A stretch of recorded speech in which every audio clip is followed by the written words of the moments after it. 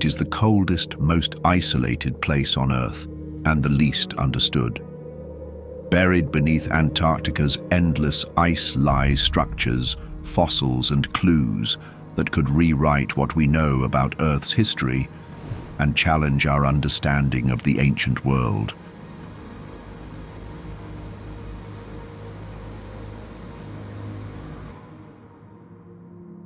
For centuries, Antarctica was nothing more than a blank space on ancient maps, an untouched, frozen world at the edge of civilization. Twice the size of Australia, larger than all of Europe, and holding 90% of the world's ice, Antarctica remains one of the least explored places on the planet.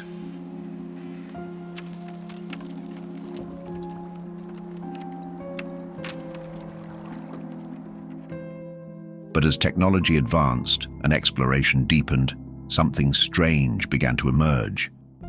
From ancient maps that show the continent without ice, to satellite images capturing shapes too symmetrical to be natural, Antarctica has become more than a land of snow and silence.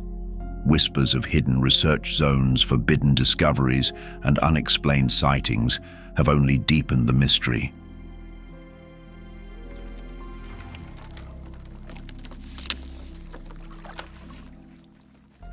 In this documentary, we explore what has been found on this continent, the stories passed down through history, and how they may connect to what lies beneath the ice. We'll examine the myths, the discoveries, and what makes it Earth's most mysterious and only forbidden continent. You'll hear the legends, see the evidence, and decide for yourself what Antarctica is truly hiding.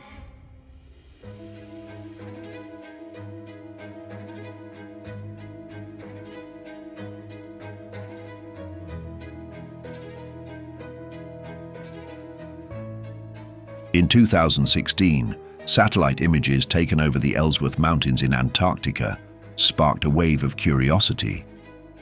Hidden among the snow and ice, one peak in particular stood out, a mountain with 4 sharp faces and a pointed top.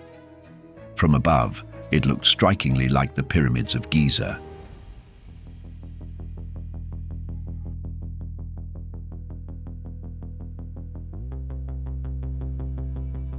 This pyramid-shaped formation is located in the southern part of the Ellsworth Mountains, a remote range not far from the Patriot Hills research base. It stands around 4,150 feet tall and is clearly visible from aerial views. Geologists who have studied the region explain that what looks like a pyramid is most likely the result of natural processes. The mountain is what's known as a nunatak, a peak that sticks out above the ice.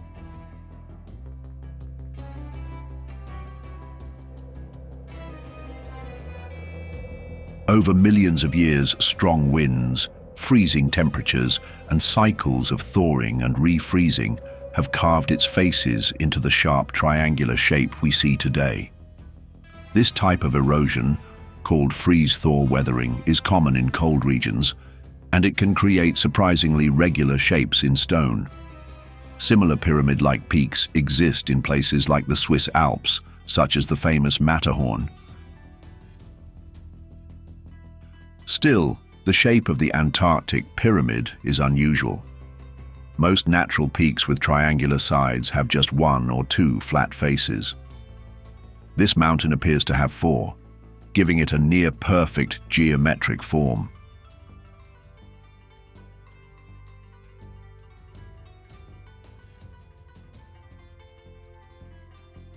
That's why some researchers and independent theorists believe it could be more than just a mountain. They suggest that the formation might have once been a human-made structure, possibly a pyramid, now buried under thick layers of ice. These ideas become even more interesting when compared to ancient pyramids in other parts of the world. The pyramids in Egypt, Mexico, and Peru all share similar designs: wide bases, sloping sides, and a strong alignment with cardinal directions.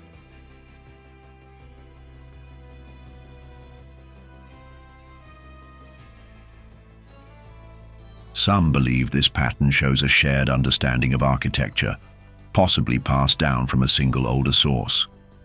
Others suggest that early civilizations might have developed pyramid building independently, choosing this shape for practical reasons such as stability and symbolic power.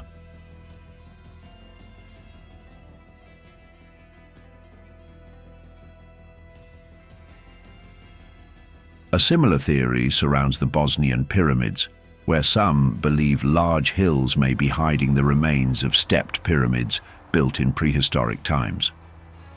Though mainstream archaeologists reject these claims, supporters point to the smooth slopes and aligned corners as possible signs of artificial design.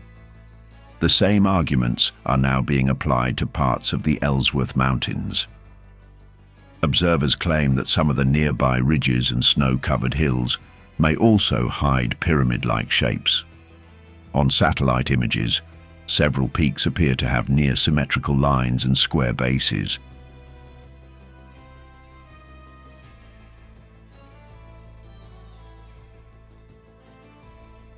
What makes the Antarctic formation so mysterious for scientists is the difficulty of access. The continent is covered by a massive sheet of ice, more than a mile thick in some areas. Only a small portion of the land is visible from the surface. Harsh weather, remote location, and international regulations make large-scale exploration nearly impossible. That's why the full story behind these formations remains hidden.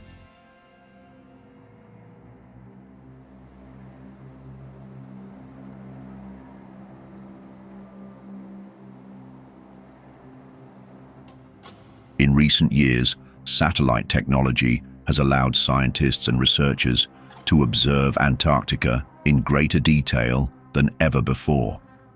These high-altitude images have revealed more strange features scattered across the icy surface. Among them are large, dark shapes resembling doorways carved into mountain slopes, and even patterns that look like man-made stairs. These discoveries have puzzled many and sparked numerous discussions among researchers and theorists alike.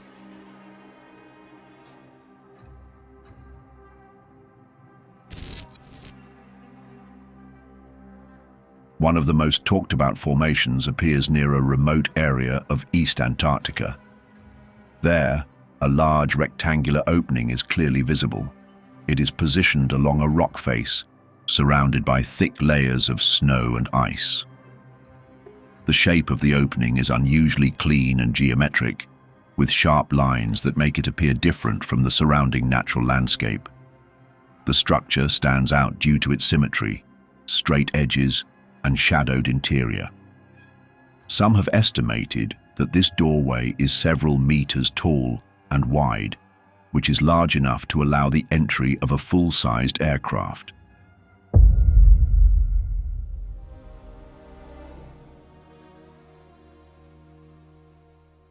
Experts in glaciology have offered natural explanations. They believe that such openings could be formed by the gradual movement of ice around rock formations combined with strong winds and temperature changes. Over time, melting and refreezing can create gaps in the ice. When the snow shifts, these gaps may take on geometric appearances. Other scientists suggest that the supposed doorway may simply be the top of a ridge, exposed as ice levels lowered due to melting.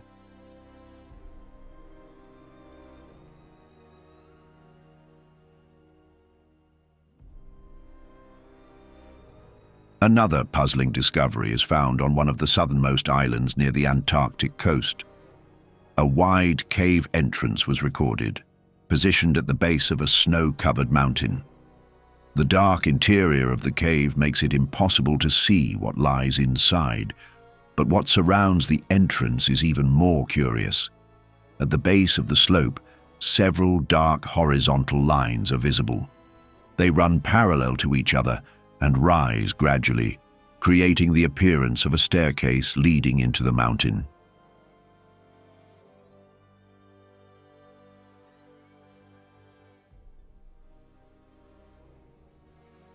This stair-like formation is difficult to explain by current geological models. The natural layering of snow or rock does not usually create such clean, step-like platforms. Some have speculated that these shapes could be the result of ancient collapses or uneven melting patterns. However, their even spacing and straight design suggest a more complex origin. The idea that such formations could be natural continues to be debated.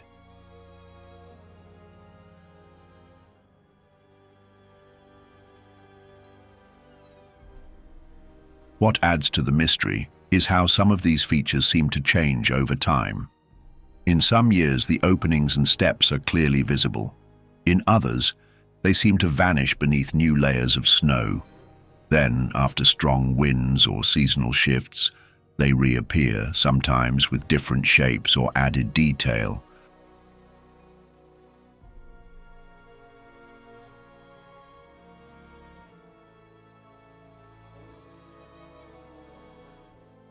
But in the distant past, Antarctica was not the frozen desert we know today.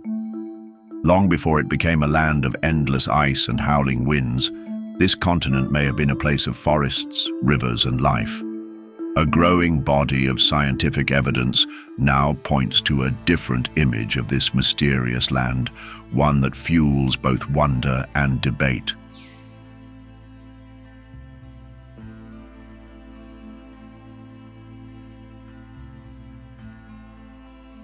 For more than a century, geologists and paleobotanists have uncovered fossilized remains of forests buried deep beneath Antarctica's icy crust. In the Beardmore Glacier region, just 500 kilometers from the South Pole, members of Robert Falcon Scott's 1912 expedition discovered leaves resembling those of beech trees. Initially dismissed as an error, later studies confirmed their authenticity.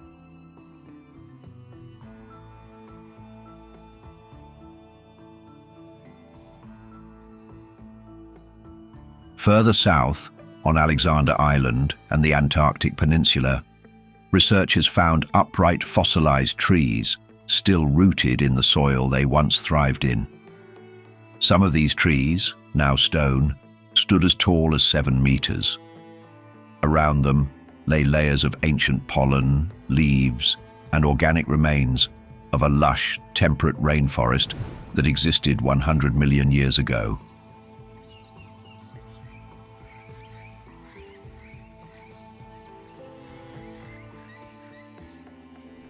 These forests were part of a larger landscape that included meandering rivers, wetlands, and coastal plains. Despite the continent's location near the South Pole, the global climate at the time was dramatically warmer. The fossilized flora suggest temperatures in the range of 13 to 21 degrees Celsius, with no long winters of freezing cold. These conditions made it possible for evergreen species, conifers, and ferns to dominate the landscape even during long months of polar darkness.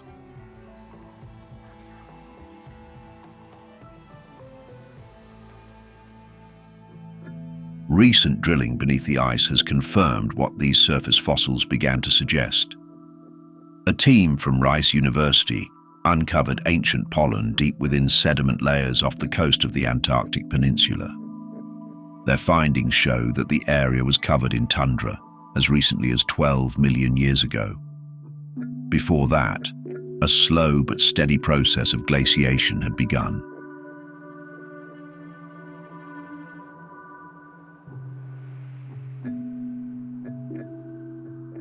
This evidence paints a clear picture. Antarctica's transformation into a frozen wasteland did not happen overnight. It was gradual, and some areas remained ice-free far longer than previously thought. This history leads to a compelling question. Could there have been enough time and enough favorable conditions for early human or pre-human civilizations to exist on this continent?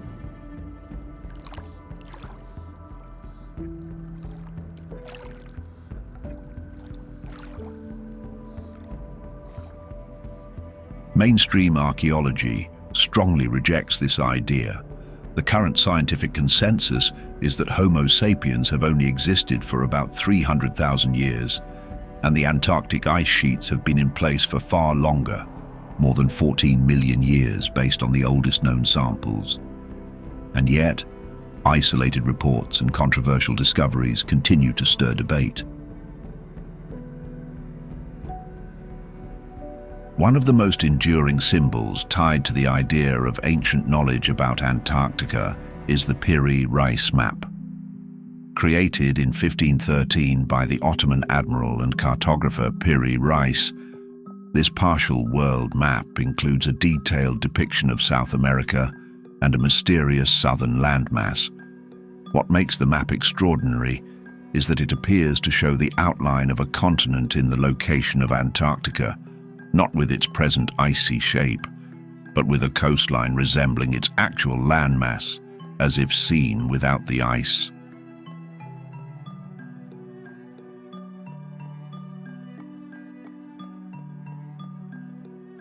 Supporters of the theory claim that such accuracy would have been impossible in the 16th century without access to much older source maps. The Piri Reis map, according to this view, may have been compiled using documents from a lost civilization with advanced knowledge of geography and exploration.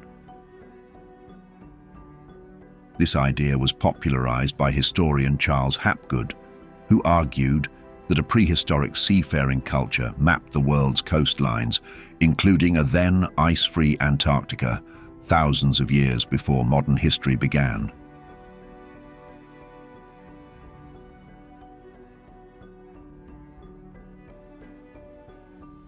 Hapgood's theories, while widely criticized in academic circles, gained traction in popular culture. He suggested that the Piri Reis map might reflect Antarctica as it looked during the last ice age, possibly around 10,000 to 4000 BC, a time when, he believed, parts of the continent could have been free of ice.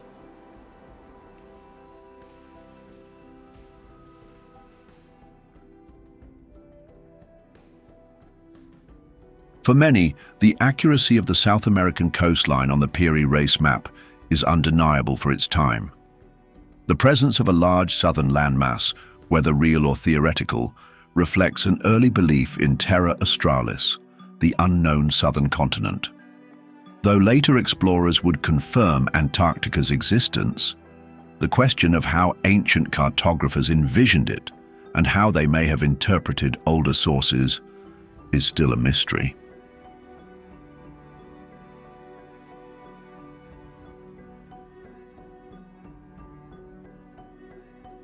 Adding to the intrigue, modern imaging technology has recently revealed vast ancient landscapes beneath Antarctica's thick ice cover.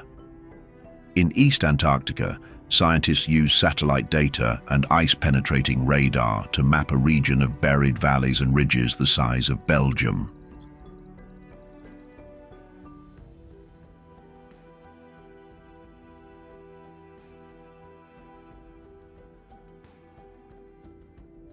This landscape, once shaped by rivers and weather, remained untouched for at least 14 million years. It resembles the terrain of northern Europe, with hills, plateaus, and interconnected waterways. Researchers suggest that this ancient landscape may have once supported vegetation, and perhaps even wildlife, during warmer periods of Earth's history.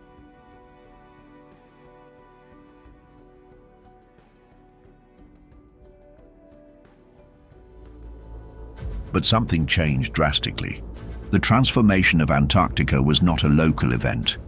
It was part of a global shift in the Earth's climate, a pattern that has repeated itself many times throughout geological history. Scientists have long known that the planet's climate is not fixed. It goes through warm periods called interglacials and cold periods known as ice ages.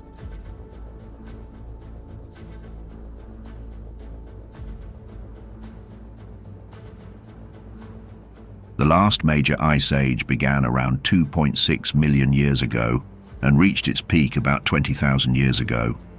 It ended roughly 12,000 years ago, marking the beginning of our current warm period.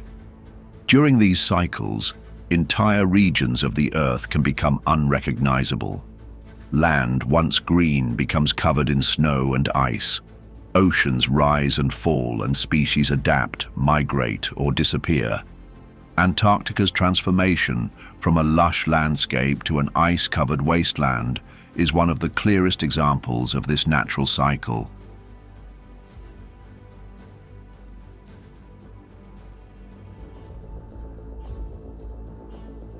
But there is another factor that may have played a role in this dramatic shift: the movement of Earth's axis.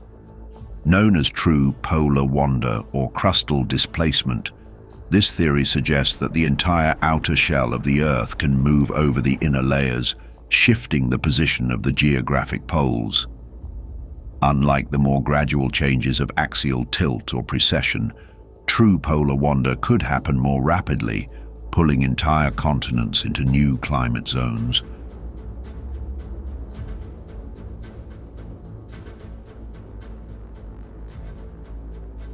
If such an event occurred in Earth's past, it could explain how Antarctica moved from a temperate zone to the South Pole. While this theory remains debated in scientific circles, there is evidence that the Earth's crust has indeed shifted in the past. Some studies of rock formations and ancient shorelines suggest that parts of the Earth's surface have relocated over time.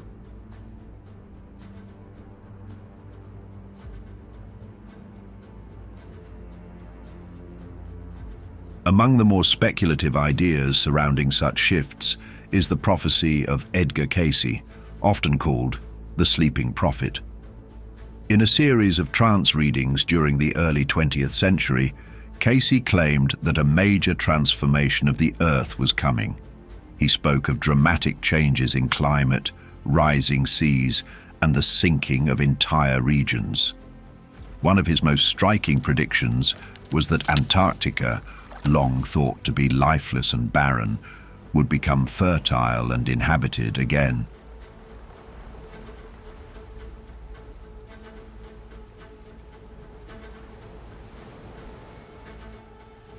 Cayce believed that changes in the Earth's axis would trigger massive flooding, revealing ancient lands and wiping away modern civilizations. He spoke of a time when Antarctica would once more support life, when its frozen lands would thaw and become green again.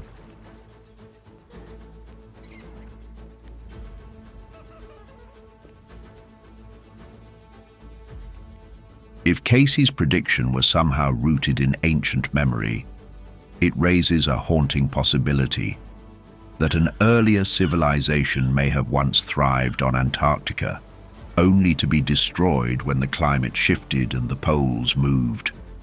Could the ice be hiding not just the remnants of ancient forests, but also the traces of a forgotten people?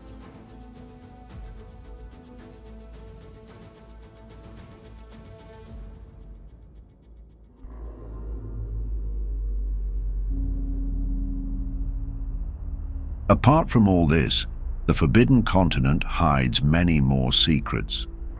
One of them is Antarctica's subglacial lakes, hidden bodies of water trapped far below the surface, isolated from the outside world by kilometers of solid ice.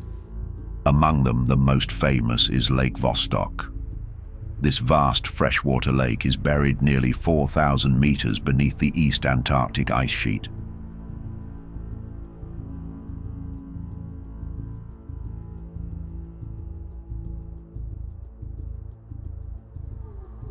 Lake Vostok has been sealed off for possibly 15 to 25 million years. In this extreme and lightless world, scientists believe life may still exist. It's one of the most remote and mysterious environments ever studied on Earth.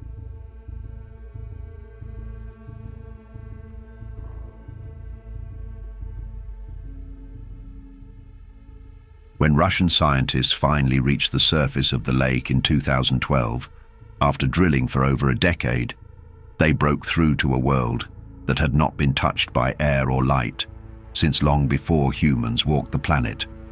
The water shot up through the borehole with pressure, mixing with the drilling fluids and ending the mission before any proper sample could be collected.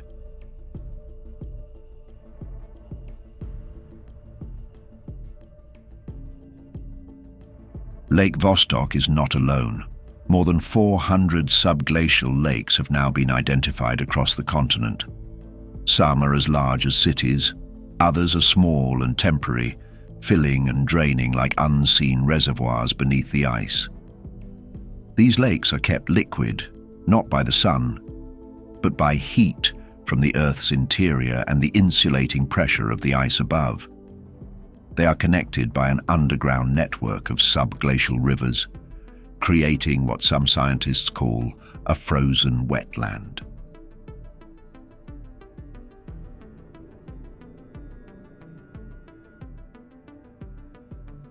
In recent years, expeditions have reached a few of these lakes. Lake Mercer, located beneath the West Antarctic ice sheet, revealed something extraordinary. In complete darkness and under immense pressure, scientists discovered an ecosystem filled with bacterial life.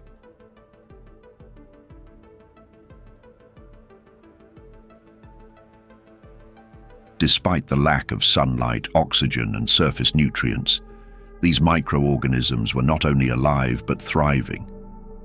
Some researchers believe these lakes could even support higher life forms like tiny animals similar to tardigrades or microscopic worms.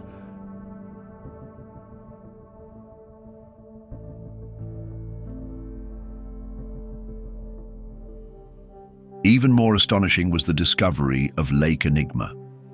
This ice-covered lake has strange structures and rich microbial mats that look like carpets and tree-like formations on the lake bed. These ecosystems include bacteria that had never been seen in such environments before.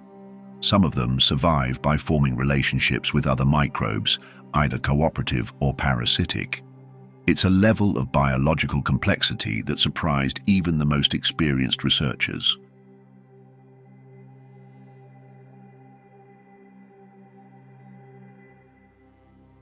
In other places, as ice shelves crack and collapse, scientists have been able to observe parts of the seafloor hidden for centuries.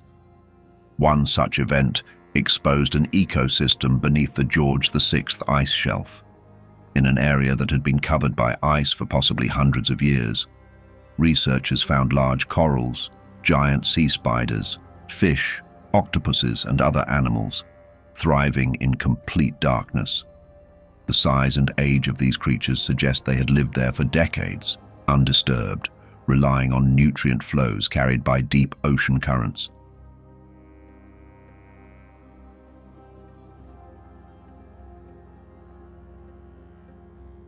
In another instance, while drilling into the Filchner-Ronne ice shelf, a research team accidentally discovered a boulder on the seafloor, covered in stationary animals like sponges and other unknown filter feeders. These creatures were found 260 kilometers from the nearest source of sunlight, in a location where scientists never expected life to exist. Somehow, they were feeding, growing, and surviving in conditions thought to be completely hostile to life. Their food must have traveled immense distances on slow ocean currents, yet it was enough to sustain them.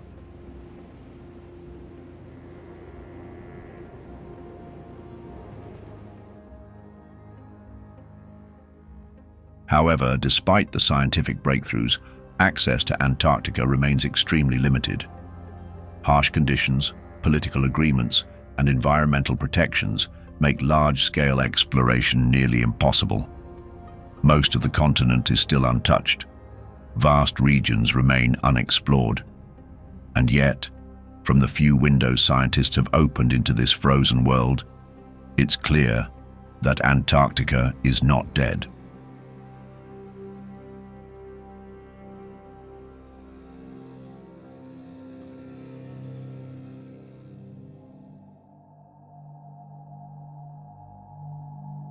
One of the things that no scientist expected to see in the white expanse of snow and ice is a bright red waterfall. Deep in the McMurdo dry valleys of Antarctica, this is exactly what flows from the front of the Taylor Glacier. Known as blood falls, this vivid and surreal feature is one of the strangest natural phenomena on the frozen continent. Its color is so intense and unusual that for decades it stood as one of the most haunting and unexplained sights in Antarctica.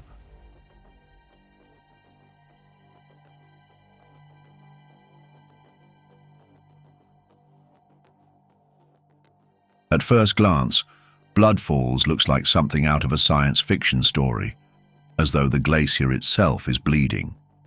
The waterfall stands 5 stories high, and its deep red hue appears to stain the surrounding ice like an open wound. Surrounded by one of the driest and coldest deserts on Earth, this scarlet outflow is not only shocking in appearance, but also in what it represents.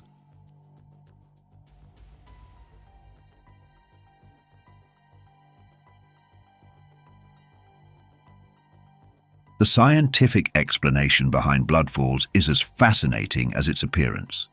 More than 5 million years ago, long before glaciers overtook the valley, this area was submerged by the ocean. When the sea retreated, pockets of salty water were left behind and eventually sealed under layers of ice. Trapped beneath 400 meters of glacier, this ancient lake became cut off from the atmosphere, light, and oxygen.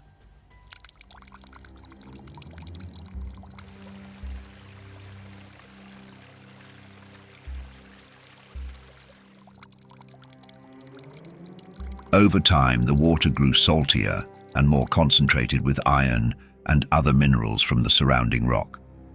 Today, pressure beneath the glacier pushes this iron-rich, highly saline water through a fissure in the ice. When it reaches the surface and is exposed to the oxygen in the air, the iron oxidizes in a process similar to rusting and turns a deep red.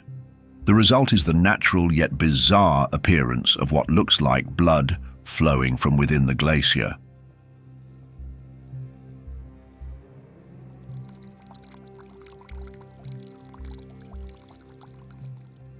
But the story of Blood Falls doesn't end with its chemistry. Hidden within its iron-rich waters is an isolated ecosystem of microscopic life.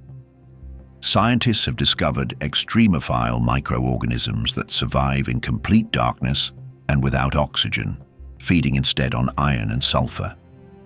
These microbes have evolved in extreme isolation, offering rare insight into how life can exist in the harshest environments on Earth, and possibly in similar conditions on icy worlds like Europa or Enceladus.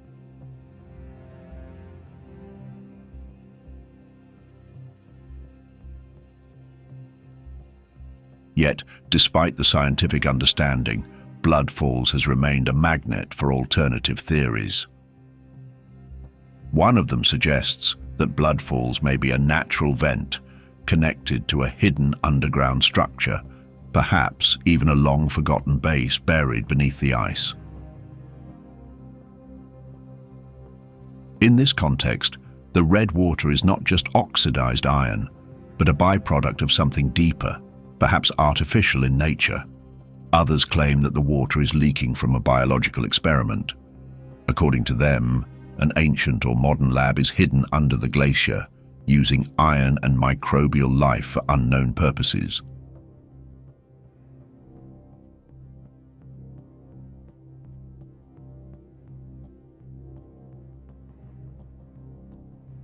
Although scientists continue to work tirelessly to explain the mysteries of Antarctica, there remain stories that defy logic and challenge what we know. Beyond the glaciers and subglacial lakes, beyond the fossils and ancient landscapes, lie stories that suggest this frozen land may still hold secrets far stranger than science has yet acknowledged.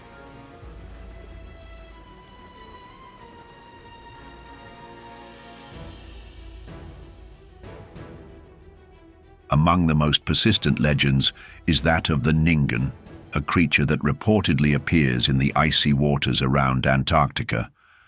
Described as a massive pale white being with a humanoid shape, the Ningen is said to be up to 30 meters long.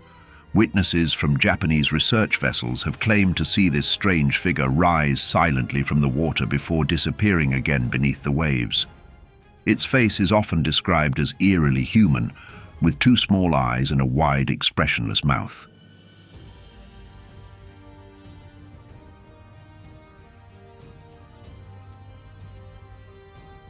Some versions of the story depict the Ningen with arms and hands. Others describe it more like a smooth-finned sea creature, barely distinguishable from the icebergs that drift nearby. The first modern mention of the Ningen appeared in Japanese online forums in the early 2000s, but the legend quickly took hold in popular culture. Some believe the creature may be an unknown form of marine life, perhaps a relic from a time when Antarctica was warm and full of life.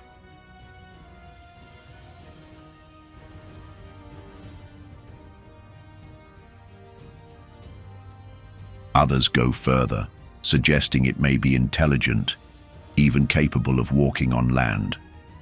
There are even those who speculate that governments know more about the Ningen than they admit, and that the creature's existence is deliberately kept secret due to its potential scientific or strategic significance.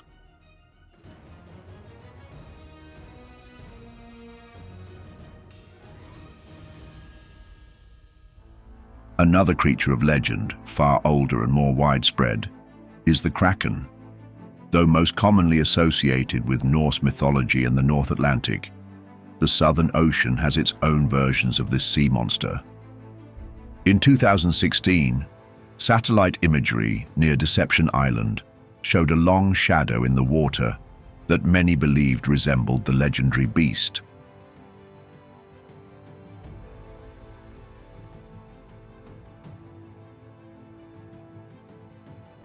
While scientists identified the object as a sea stack, a rock formation rising from the ocean, the resemblance was enough. Given that colossal squid, the largest of their kind, inhabit these depths, it is not hard to understand why the idea of giant sea creatures continues to flourish in the Antarctic's dark waters.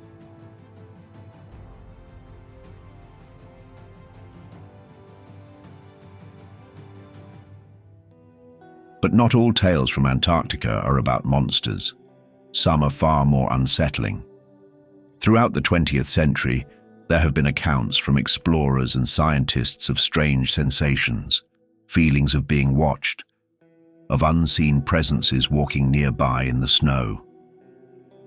The continent's long winters of complete darkness and the extreme isolation of remote research stations create an atmosphere ripe for the paranormal.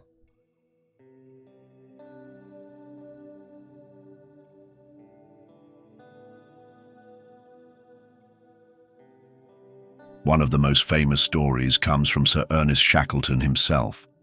He was the legendary British explorer who led multiple expeditions to Antarctica during the heroic age of Antarctic exploration. In 1916, during a desperate trek across South Georgia Island, he reported the sensation that a fourth member was walking with his small group, even though only 3 were present. Later, both of his companions confirmed they had felt the same.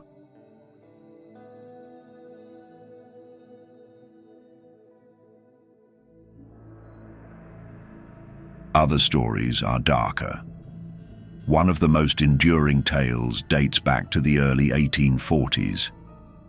According to reports from the time, a British whaling ship named Hope was navigating near the South Shetland Islands when its crew spotted a vessel trapped in the ice.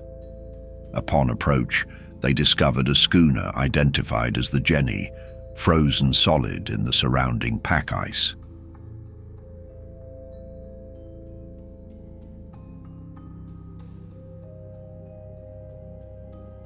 What they found inside would mark the story as one of the most unsettling in polar lore. The crew of the Jenny was reportedly still on board, dead, but frozen in place, upright at their stations. According to entries in the ship's logbook, the final message had been written by the captain himself. May 4th, 1823. No food for 71 days. I am the only one left alive. The Hope documented the discovery, but left the vessel undisturbed, locked in the ice. The Jenny was never seen again.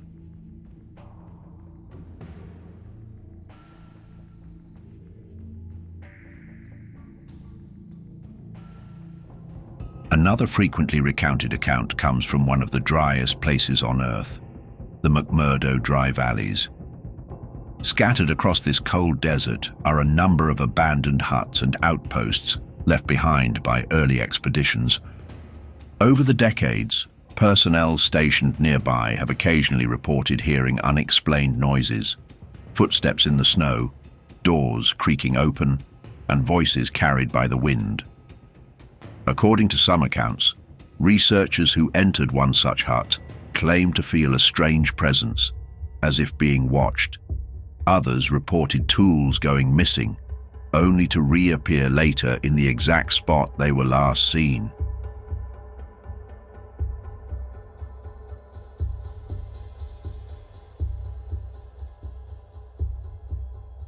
Scientists often explain these experiences as the result of extreme isolation, harsh environmental conditions, and the psychological effects of working in one of the most desolate places on the planet.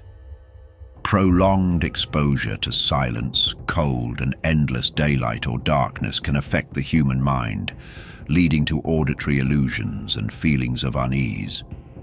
Still, not everyone accepts this explanation. For them, the fact that the eerie and unexplained blood falls is located in this very same region feels like too much of a coincidence.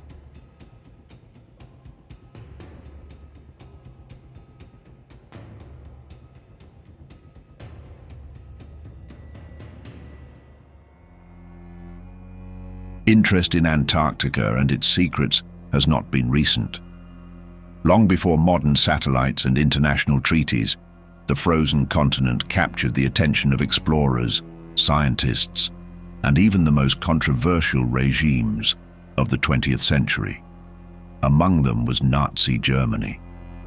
In the years leading up to the Second World War, the Antarctic frontier became the focus of an ambitious and largely forgotten expedition that would later become the center of countless theories.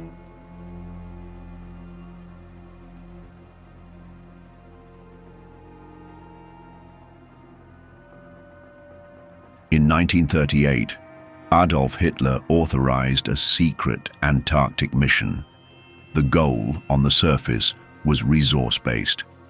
Germany, preparing for the possibility of war, was searching for ways to reduce its dependence on foreign imports.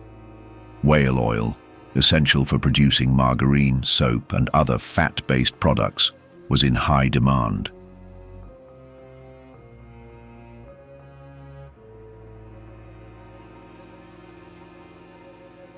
Until then, Germany relied heavily on Norwegian exports. But Hitler's war plan needed self-sufficiency, and for that, the Southern Ocean offered potential.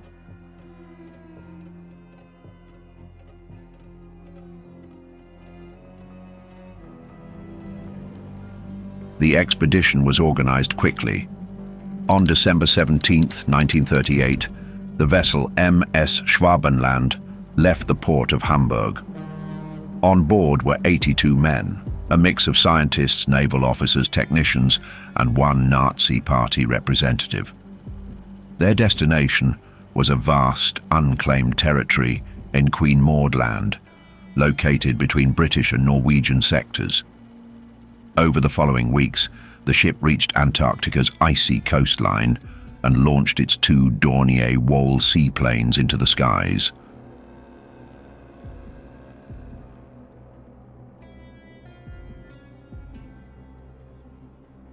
The aircraft surveyed enormous stretches of land, dropping aluminum darts marked with swastikas to assert territorial claim. The Germans called this new territory Neuschwabenland, New Swabia, naming it after the ship itself. In total, the expedition mapped over 600,000 square kilometers, significantly expanding the known geography of that part of the continent. Some of the photographs were taken in color, a rarity at the time, and many remain valuable scientific records.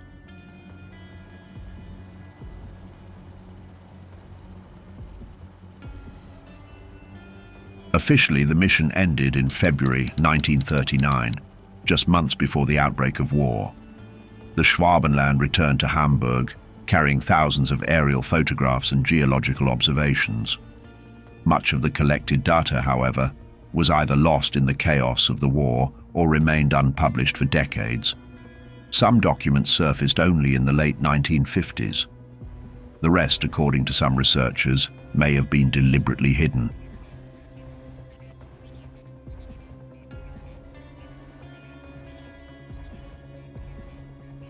It is here that the mystery begins. For years, the 1938-39 expedition was remembered as a short scientific mission with limited geopolitical consequences.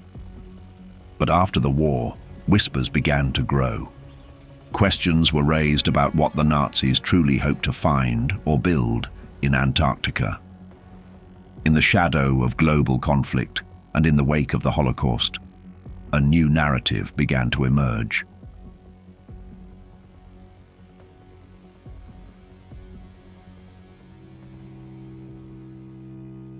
Some believed that Germany's interest in Antarctica went beyond whale oil and maps. According to post-war rumors, the real purpose of the expedition was to establish a permanent foothold on the continent, a hidden base far from the reach of enemy nations. This alleged installation, buried deep beneath the ice, would serve as a safe haven, research facility, or even a last redoubt for the Nazi elite in the event of defeat in Europe.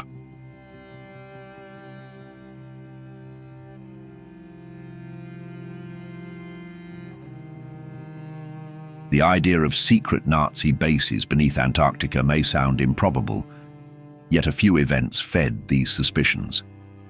In July 1945, just 2 months after Germany's surrender, the German submarine U-530 appeared unexpectedly at the Argentine naval base of Mar del Plata. The next month, another submarine, U-977, arrived under similar mysterious circumstances.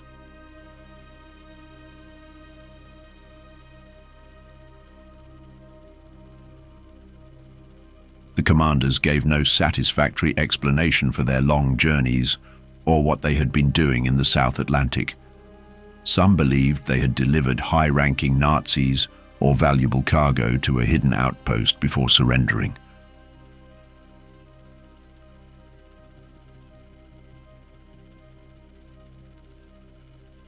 To this day, no physical evidence of a Nazi base in Antarctica has ever been found. No tunnels, no abandoned structures, no hidden chambers carved into the bedrock. But parts of Neuschwabenland, especially the Schirmacher oasis, first spotted by the Germans, remain active scientific zones. The region now hosts international research stations, including those of Russia and India.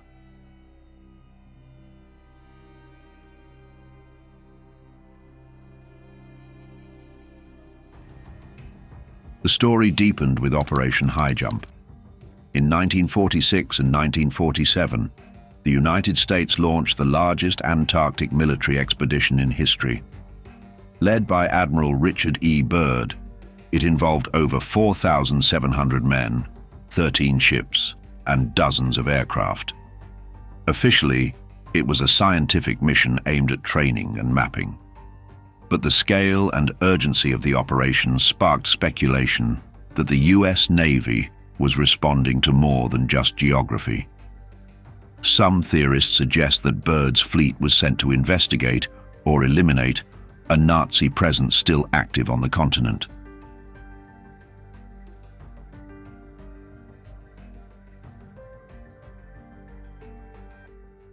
From the outset, Operation High Jump was unlike any Antarctic expedition before it. Organized in a time of uneasy peace, just months after the end of World War II, it was both ambitious and unprecedented. The force was divided into 3 naval groups: Eastern, Western, and Central, each with its own aircraft and icebreaker support. Their goal was to map as much of the continent as possible using aerial photography, and to test military equipment under polar conditions.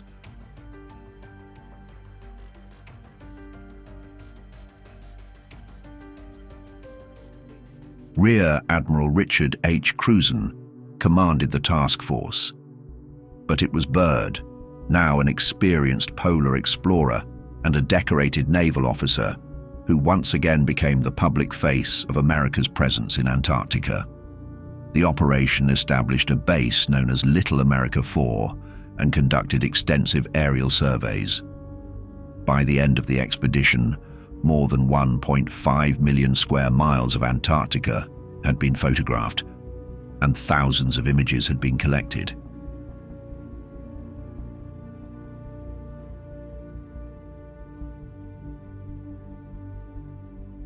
However, it wasn't the photography that drew global attention. It was what happened behind the scenes, and what Byrd may have encountered. According to the official record, Operation High Jump lasted from December 1946 to March 1947. But the mission was cut short, ending weeks earlier than scheduled.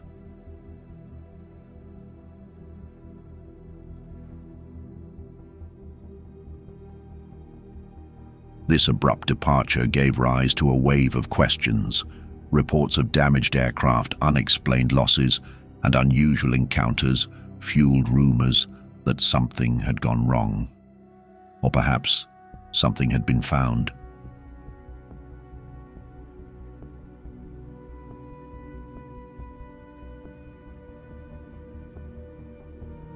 Among the more persistent theories is that the mission had a hidden agenda: to locate a rumored underground Nazi base near the Queen Maud land region, the same territory explored by the German New Swabia expedition. Proponents of this theory point to the high number of military personnel involved and the presence of advanced technology, including aircraft capable of long-range reconnaissance. They also reference unexplained air crashes, including the fatal loss of the Martin PBM-5 flying boat George I, which claimed the lives of 3 crewmen.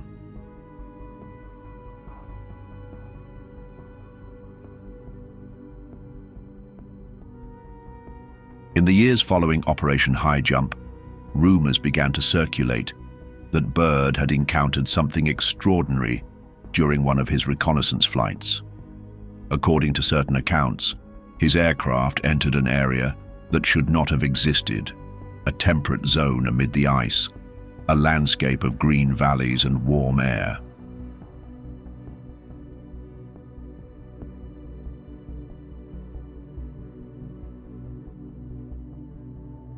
Some sources claim he saw not just a change in climate, but in reality itself, unknown flying objects in the sky, and even contact with beings from an advanced subterranean civilization.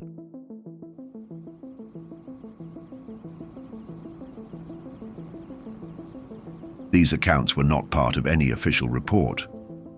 But in the 1960s, a document began to circulate, allegedly a secret diary kept by Admiral Byrd during the expedition.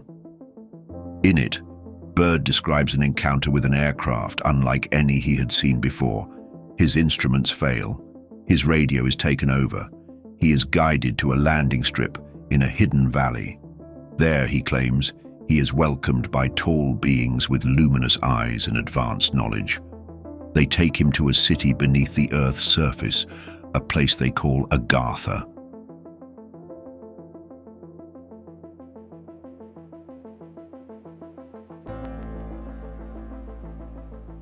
Agartha is a mythical kingdom said to exist within the Earth itself, a concept tied closely to the hollow Earth theory. According to these beliefs, our planet is not a solid sphere, but a layered shell containing vast inner spaces, cities, and even oceans.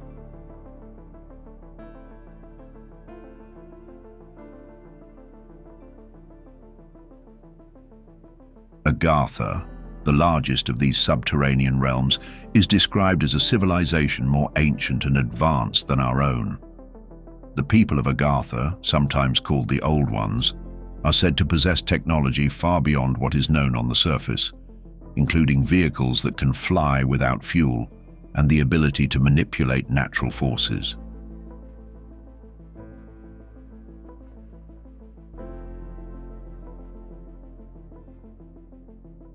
This idea has appeared in stories and myths across many cultures. From Shambhala in Tibetan tradition to the underworld cities of the Mayans and Celts, there is a recurring motif of hidden civilizations beneath the earth.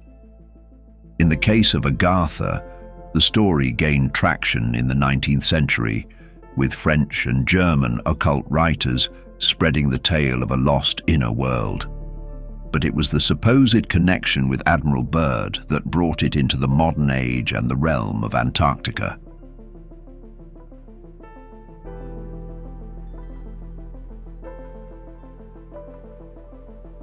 According to the diary, the Agarthians warned Byrd about the growing danger of nuclear weapons and the direction of human society. They claimed to have observed surface civilization for centuries and feared its destructive potential. Byrd was told to return to his superiors with their message, a call for peace and balance, and then sent back through the ice. And yet, this document has never been confirmed as authentic, even though many believe in it.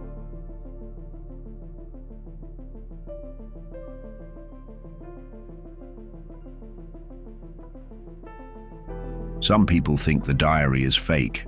They say Byrd never said anything like that himself, and there's no official proof that such an event happened. Still, the story lived on, helped by the secrecy around parts of Operation High Jump, and some things Byrd said in interviews.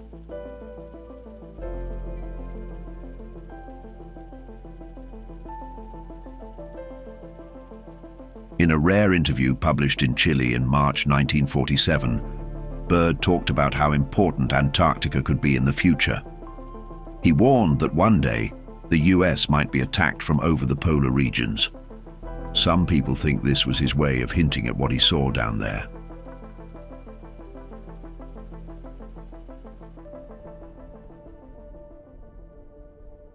As the Cold War grew stronger, the US sent more missions to Antarctica.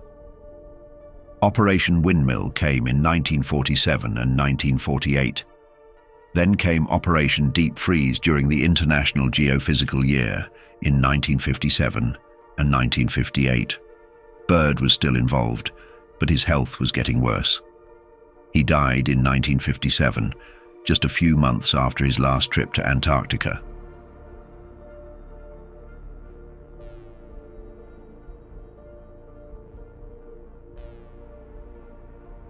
To this day, the full story of Operation High Jump remains a subject of speculation. The mission accomplished significant scientific objectives and expanded the mapped regions of Antarctica. But its military scale and rapid conclusion have kept theorists questioning.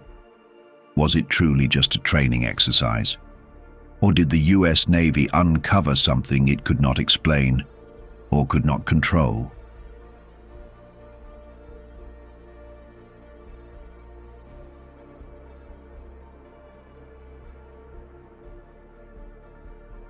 In the final years of World War II, and especially after it ended, strange stories began to spread. These stories spoke of unusual flying machines, objects that didn't look like any aircraft people had seen before. Witnesses described them as silent, incredibly fast, and shaped like discs. At first, many thought these were just rumors, but in the years following the war, reports of unidentified flying objects began to appear across the world.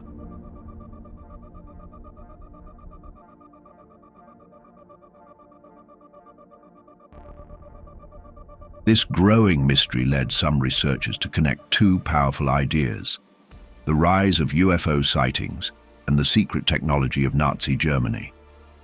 During the war, German scientists were working on highly advanced weapons, jet aircraft, long-range rockets, and experimental propulsion systems. At the same time, parts of the Nazi leadership were deeply interested in the occult, ancient myths, and hidden powers.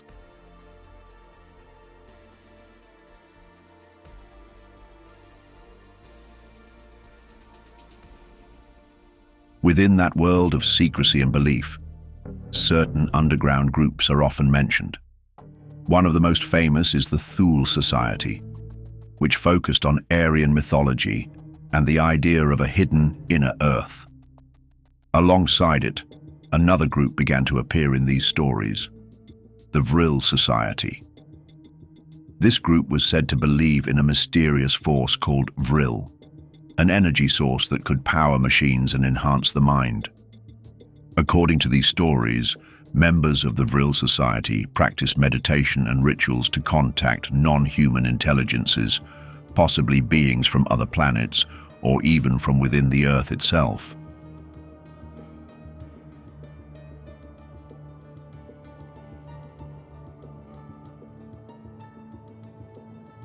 Some theories suggest that these ideas were not only spiritual, but also applied to real technology.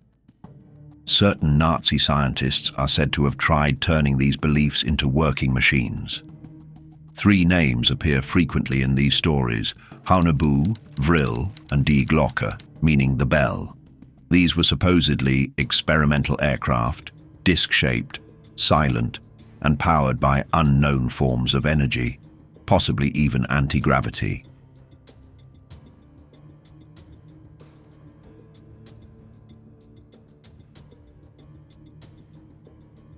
Of all these, Die Glocke is the most well-known. It was described as a bell-shaped machine that gave off a strange glow and made eerie noises. Some claimed it could fly without wings. Others believed it had the power to manipulate time or space. Much of this comes from later writers, and there is little physical evidence. But the idea remains one of the most famous parts of the Nazi UFO theory.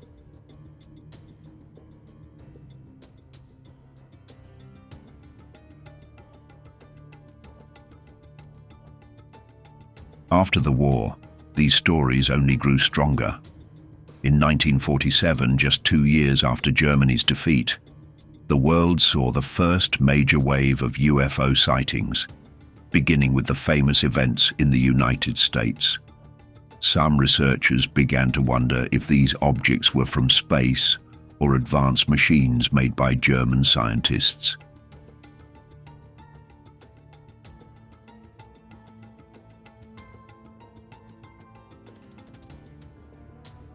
That same year, the United States launched Operation Paperclip, a secret program that brought hundreds of German scientists to America. These scientists, many of whom worked on Nazi weapons programs, went on to help develop US rocket systems and advanced aircraft. Some believe they also brought hidden knowledge about flying disc technology. A few even think that some of the UFO sightings were test flights of secret machines built from Nazi designs.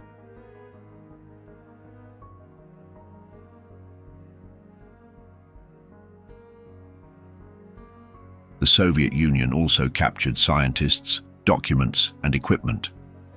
Both superpowers were racing to master any technology that could give them an edge during the Cold War. If disc-shaped aircraft really existed, they may have ended up in top-secret military programs in either the US or the USSR.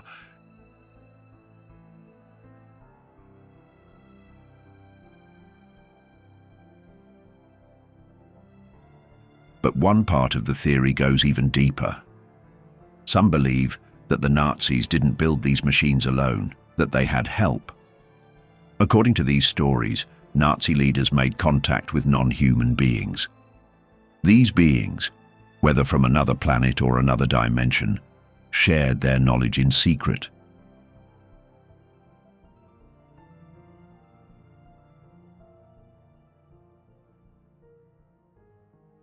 The connection was said to happen through meetings, through dreams, or by mental communication. According to some, after the war, top Nazi scientists and leaders escaped to their hidden bases in Antarctica, continuing their work in secret.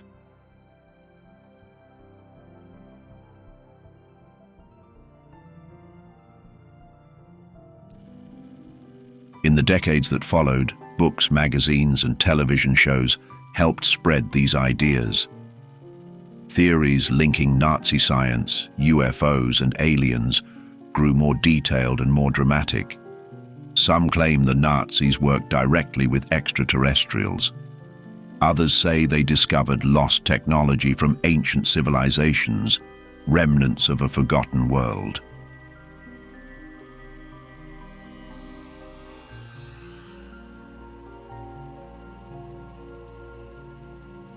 Historians agree that Nazi Germany was far ahead of its time in many areas of weapons development. Jet fighters, advanced rockets, and unusual aircraft were real. But when it comes to flying discs, anti-gravity machines, or alien contact, there is no solid evidence. Most of the documents that describe these things are missing, unverified, or never existed in the first place.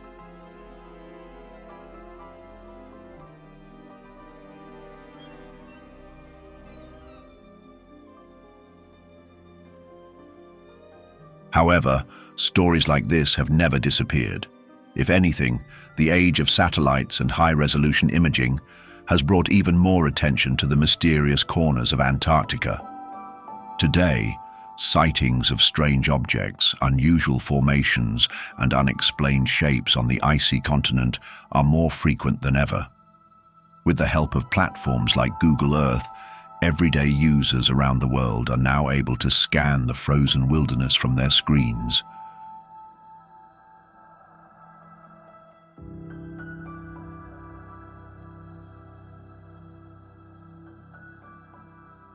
In recent years, one particular image from the southern Atlantic sector of Antarctica drew international attention. It appeared to show a long, straight trail marked in the ice, ending in a massive dark object resting at an angle. The image quickly spread online, with many calling it the crash site of a large, unidentified flying object.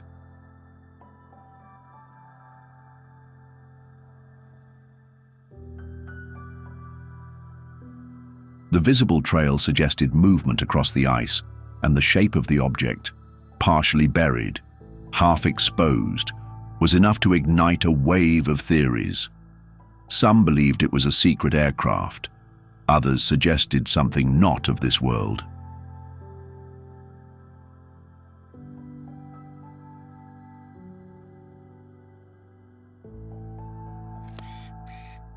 Another satellite photo showed a strange oval structure half covered in snow, standing out against the smooth white surface. Its rounded shape and symmetrical design made it seem artificial. Some online sleuths claimed it looked like a large disk, possibly even a buried craft, slowly being uncovered by melting ice. Others noted its smooth, curved edges and proposed that it might not be a machine, but part of a larger hidden structure. Theories began to spread, suggesting it could be an entrance to an underground facility.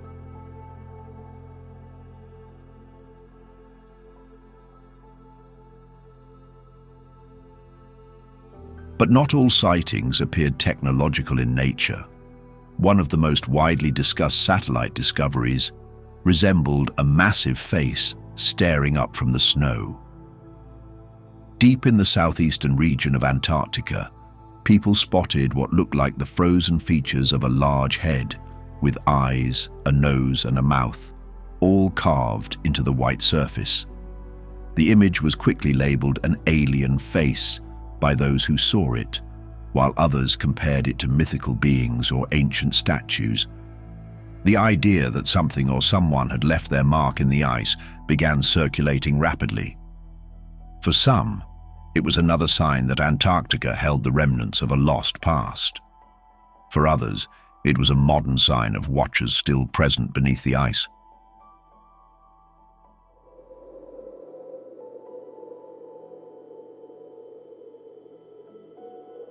Elsewhere on the continent, a satellite view of a lonely iceberg caught attention when it appeared to resemble a large ship, tilted and half submerged in the sea ice.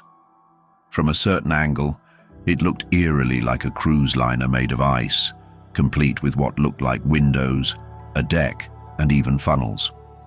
While no one claimed it was an actual vessel, the sharp, geometric lines of the formation led to suggestions that it had been shaped or perhaps constructed by intelligent design. Theories ranged from secret engineering experiments to abandoned relics from an unknown past, locked in ice and slowly being revealed.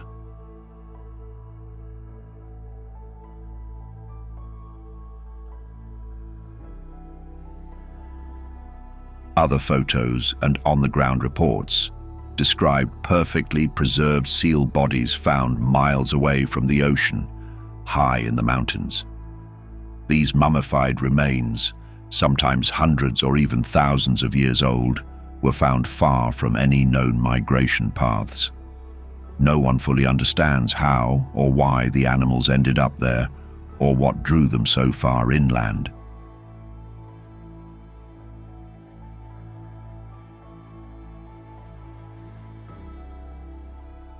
Some believe they were chasing glimmers of light on distant glaciers, mistaking them for water.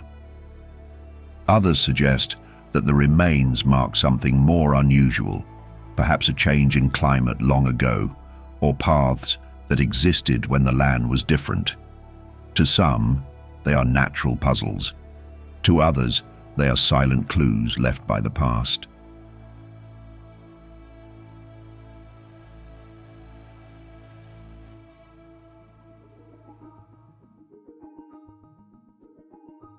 Scientists around the world continue to offer logical explanations for many of the strange stories tied to Antarctica.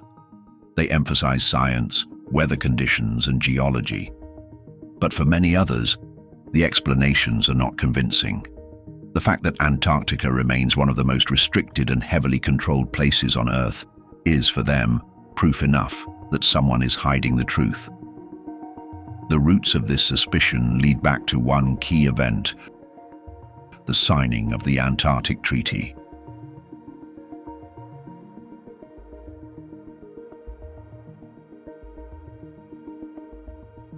On December 1st, 1959, just as the Cold War was beginning to heat up, 12 nations came together in Washington, D.C. to sign a treaty that would change the future of Antarctica. These countries, among them the United States, the Soviet Union, and the United Kingdom, had all been involved in scientific research during the International Geophysical Year of 1957 to 58. What they signed was short in length, just 14 articles. But the agreement would soon become one of the most unusual and effective diplomatic arrangements in modern history.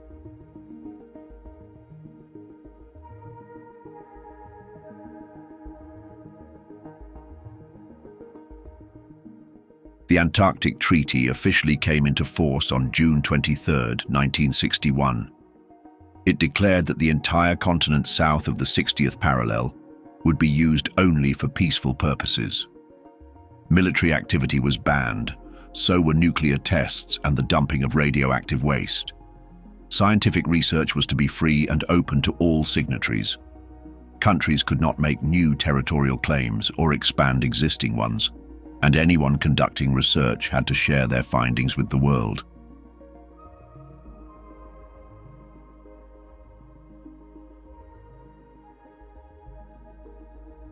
At first glance, it all seemed like a noble effort, a way to preserve a unique environment for science and peace. Over the years, more countries signed on. Today, over 50 nations are part of the agreement. But it is exactly this sudden cooperation, at a time when many of these countries were otherwise in deep conflict, that has led some to question the true purpose of the treaty.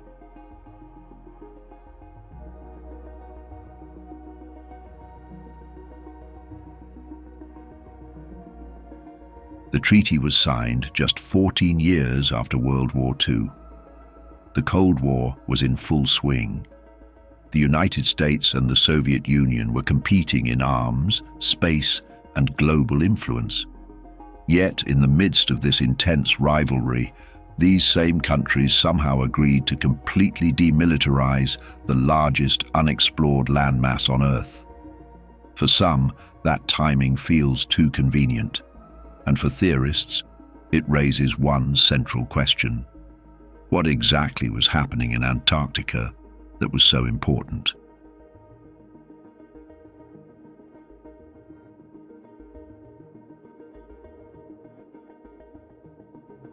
Today, Antarctica is not technically off-limits, but access is strictly controlled.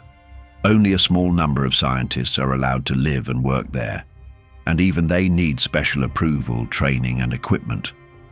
Tourists can visit, but only in specific coastal areas and under close supervision. The vast interior, covering millions of square kilometers, remains almost completely inaccessible.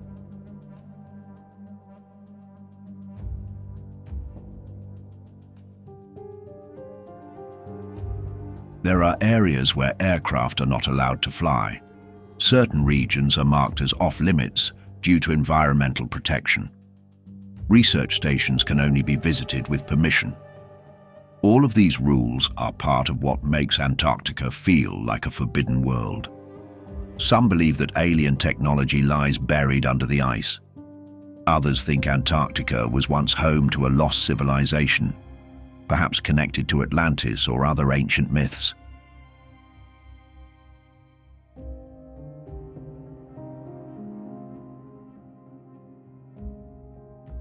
There are even those who argue that governments are conducting secret experiments there, far from public oversight. The secrecy, the surveillance, the restrictions, all of it in their view, point to the truth being kept from us.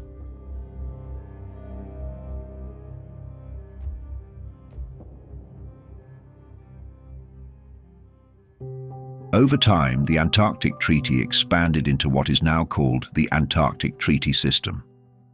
It includes additional agreements and special environmental rules. It even has its own secretariat, based in Buenos Aires. Every year, member countries meet to discuss science, safety, and preservation. But again, these meetings are not open to the public. And while many argue that the system protects Antarctica, others say it protects something else entirely.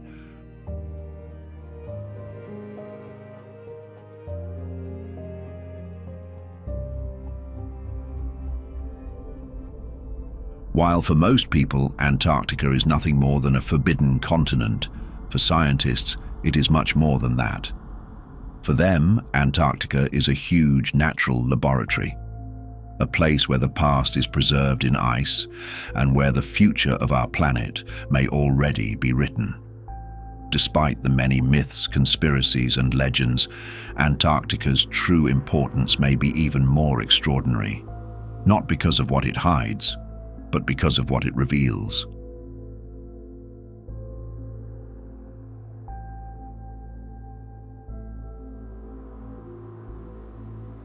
For decades, scientific missions to Antarctica have given us a clearer understanding of the world we live in. Deep within its thick ice sheet, more than 4 kilometers deep in some places, are trapped layers of ancient air. Each layer is a time capsule, holding data on temperature, atmospheric gases, and environmental changes that go back over 1 million years.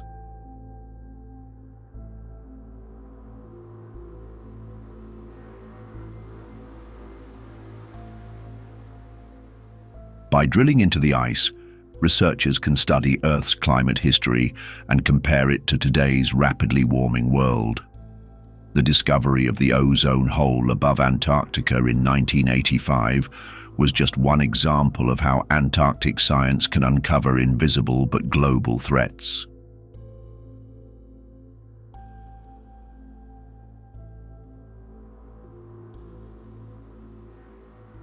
And while the ice offers a window into the past, Antarctica's future may be shaped by something far less expected: invaders.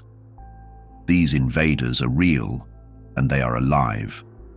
Scientists now warn of an increase in non-native species reaching Antarctica, carried by ships, aircraft, food supplies, and even people's shoes. A single housefly that sneaks aboard a research vessel or a seed stuck to a jacket can become a serious biosecurity threat.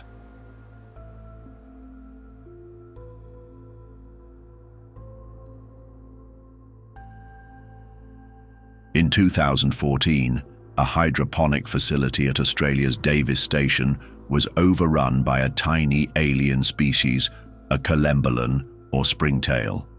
These invertebrates had never been seen in that part of the continent. They multiplied quickly in the warm, moist environment and were discovered floating across the water surface. Scientists responded immediately. The entire facility was shut down, sterilized, and eventually removed from the site. It was treated like a viral outbreak. In this fragile ecosystem, even the smallest intruder can cause unpredictable damage.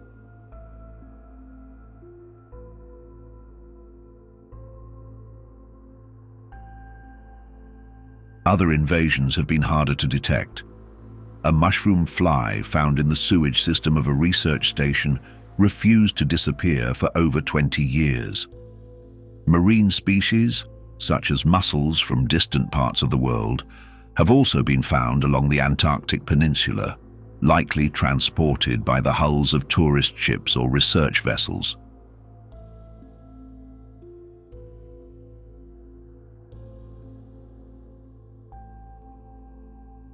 Though small, these creatures can change entire ecosystems if allowed to spread. With warmer temperatures melting the outer edges of Antarctica, many areas once protected by ice may soon become accessible to humans and to pests.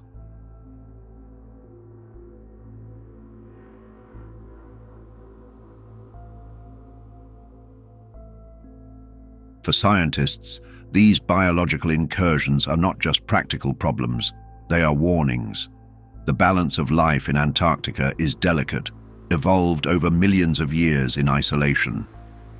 And now, that isolation is breaking down.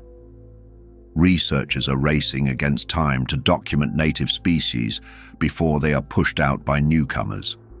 Antarctica may be the last place on Earth untouched by industrial development, but that protection is no longer guaranteed.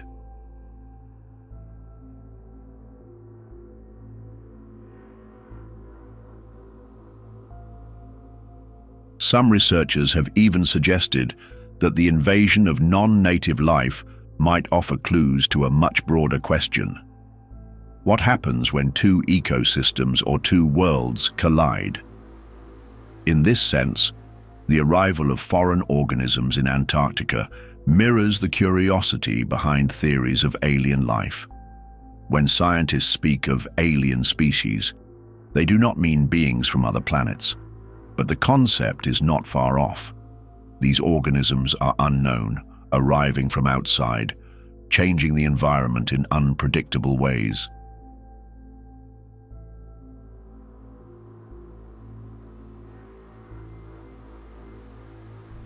As Antarctica warms and becomes more accessible, the continent is entering a new phase.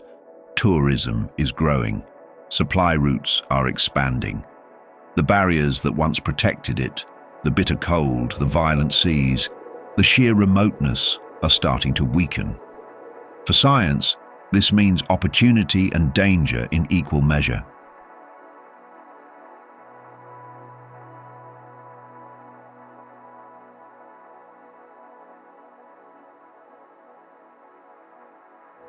Another big question scientists are trying to answer on this hidden continent might be the most important one for the whole planet.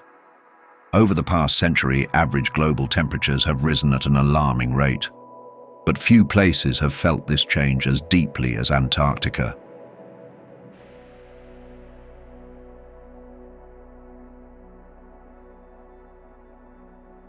The Antarctic Peninsula, in particular, is warming faster than nearly anywhere else on Earth. In some regions, temperatures have increased by nearly 3 degrees Celsius in just the last 50 years. As a result, glaciers are retreating, sea ice is melting earlier each year, and entire ice shelves have begun to collapse.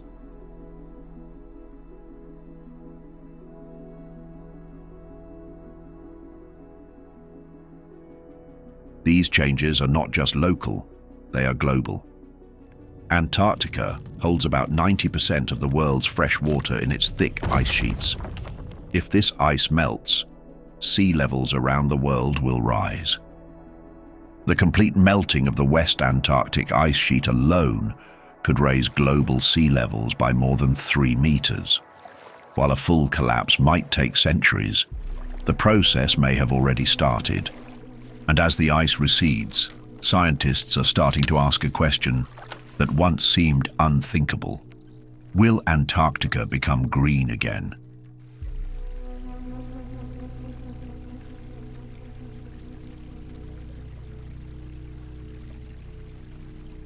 It may sound impossible, but this continent has not always been covered in ice. Around 100 million years ago, during the age of the dinosaurs, Antarctica was a warm and forested land. Fossil records show that the continent once supported rich ecosystems with trees, ferns, and even wildfires. Beneath today's thick layers of ice lie the remnants of ancient rivers, valleys, and entire landscapes frozen in time.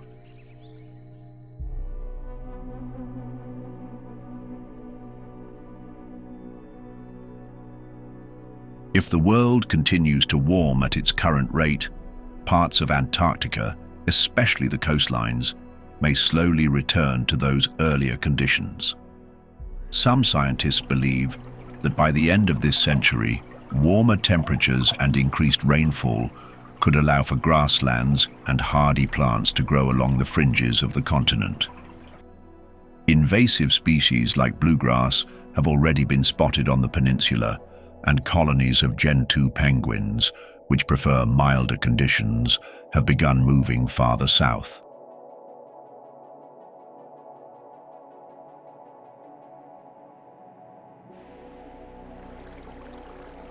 In the next 200 years, experts suggest that certain areas, especially near the coast, may become mild enough to support limited agriculture. Barley, potatoes, and grazing animals could survive short growing seasons in carefully chosen locations. According to scientists, it is even possible that small human colonies could one day exist there without relying entirely on imported food.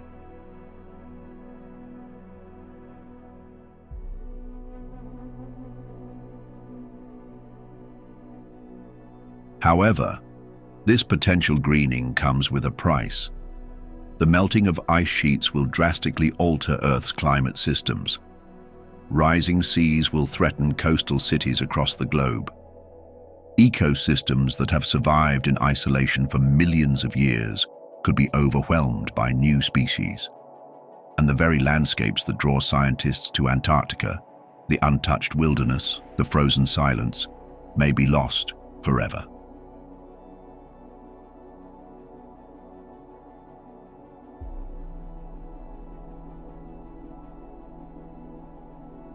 Antarctica's extreme conditions, including its months of darkness and low solar angles, will continue to limit what is possible, even under extreme warming. For most of the continent, especially deep inland, it will remain too cold, too dry, and too dark to support anything like traditional farming or long-term settlements. But along its edges, where the sun shines longer and the temperatures rise higher, life may begin to return.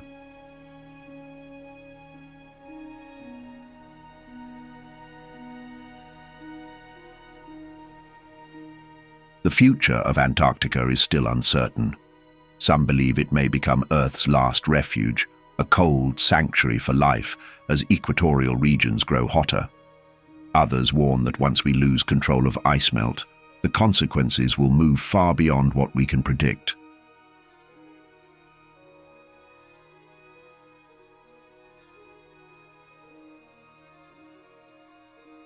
What is certain is that the world is watching. Antarctica, long seen as a frozen relic, is becoming a mirror of human impact and a symbol of what is to come. Scientists will continue to monitor its changes from remote bases and satellite eyes, searching the ice for clues not only to our past, but to our future. The forbidden continent is no longer as silent as it once was.